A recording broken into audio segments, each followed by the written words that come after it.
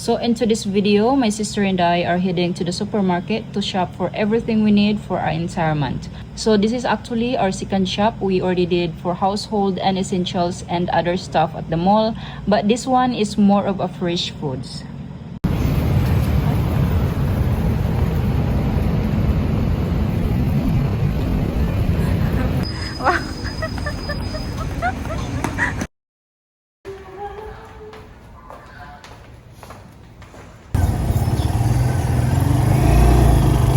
Off to the market, you guys. Super early in the morning with Sisi. Market day today.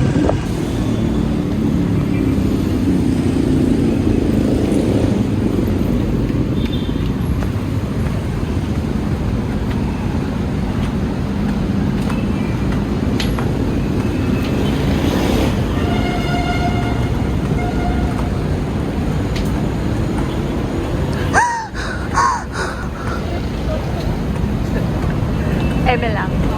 Ah?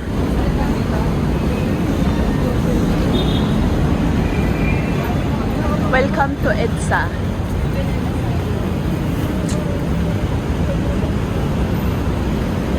That's what looks scary.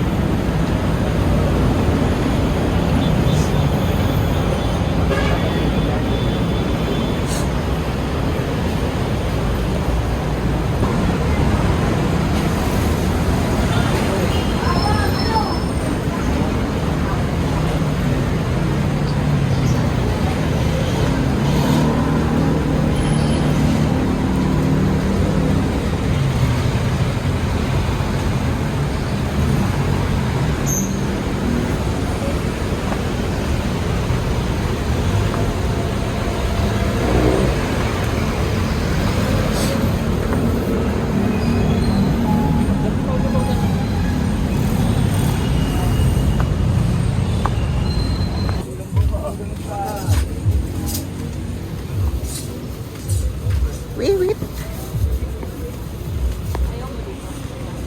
Hindi pa dito to. Wala palang tinda ngayon pag Friday.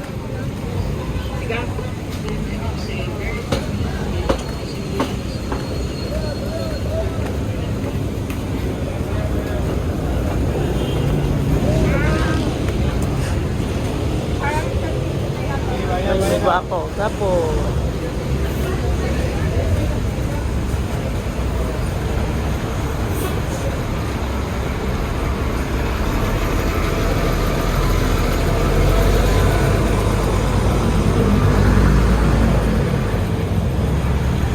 Bili ka na, dali. Galar-galar ka. 60 pesos. Tama na, tara na. Kaya wala na tayong time.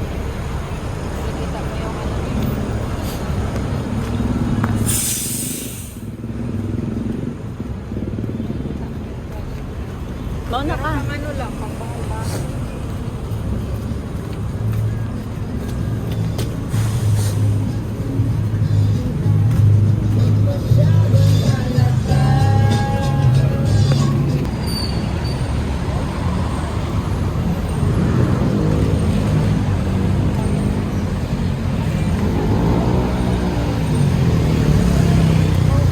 Pasok ka dito, tay kanan.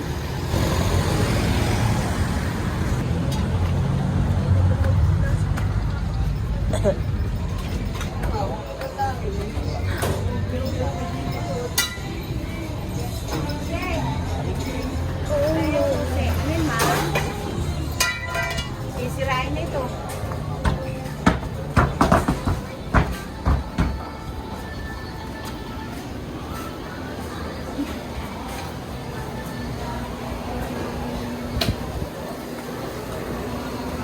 Dito tayo ta. Tea. Isda. Ay, ganda ng mga ano.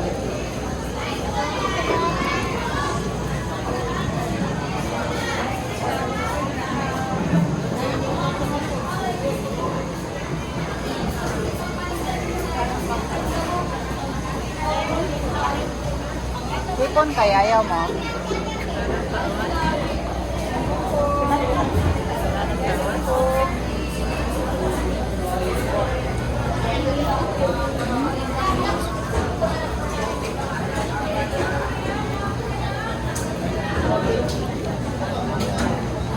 Ay, ganda ng Pampano price.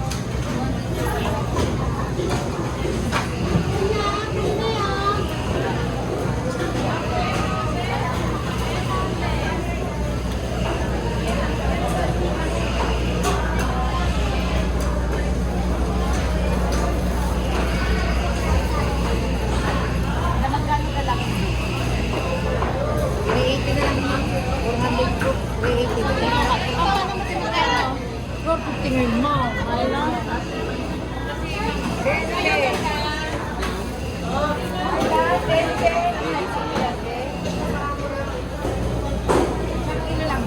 Malinis na yun.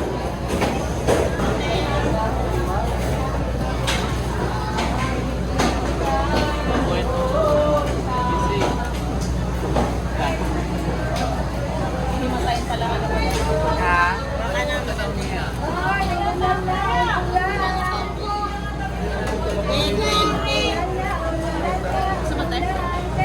Mas ito yung bet ko eh.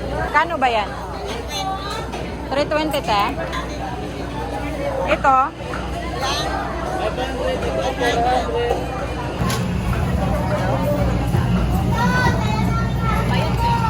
Pero mas maganda yung quality niya.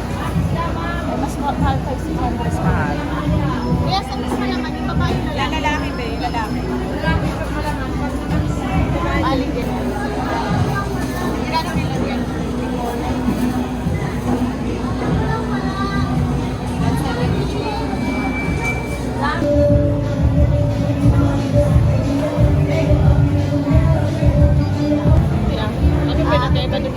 Kung ibusdak ni mo, mas mubukat sa timbangan. Pinagkaiba ba ito pag-iba?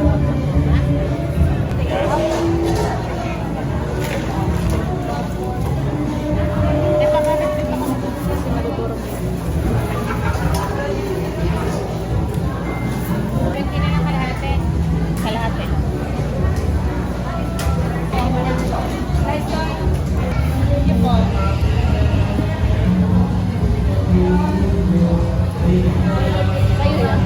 Sorry.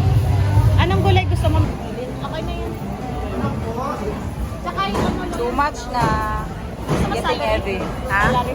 Pwede rin. Ano tita, hiwag ako ng celery. Celery. May papaya kang hinog, be? Ano natin? Huwag yan. Ay, ito yung hilaw. Super heavy na.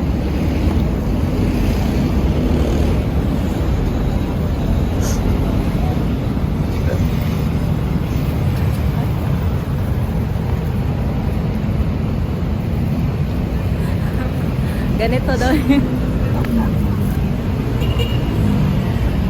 Ang sakit sa balikat. Ha? Wow.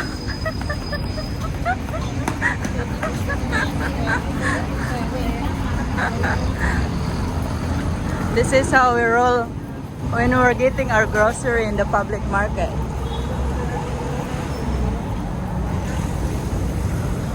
Thrift store, anyone?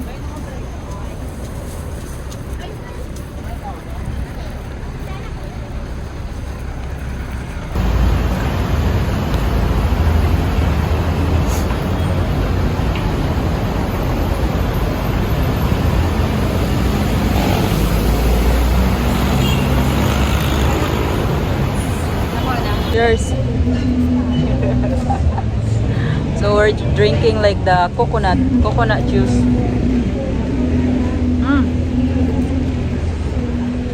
Very fresh actually. Okay, so this is like more of the last stop. We're going to get our fruits. So this is not much of a fruit stand here, but we're just getting like just a little bit with it. It's not too much.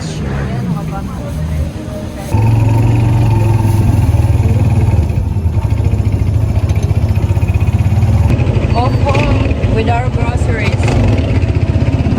How is it, Chris? Tiring.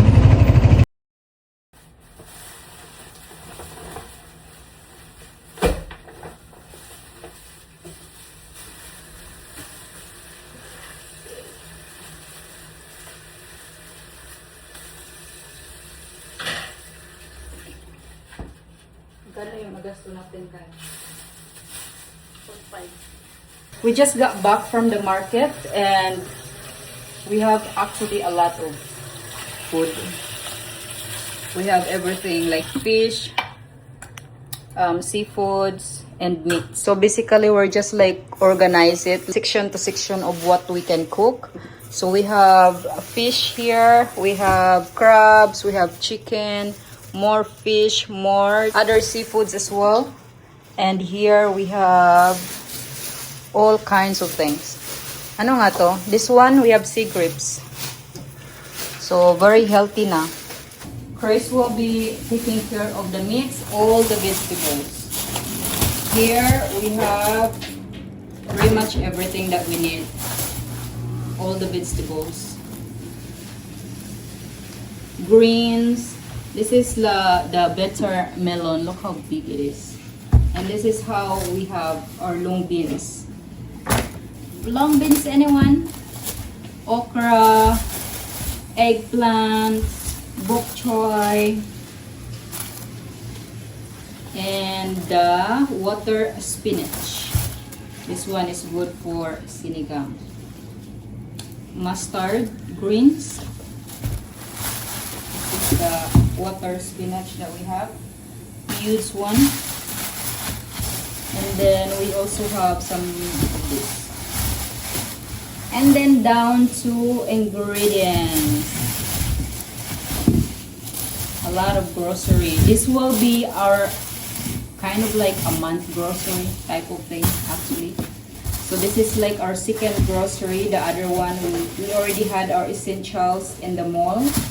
And for the other stuff for the refrigerator, that's where we go to the market, like fresh foods. And we have to just refrigerate it and all of this. Oh, we actually have there as well.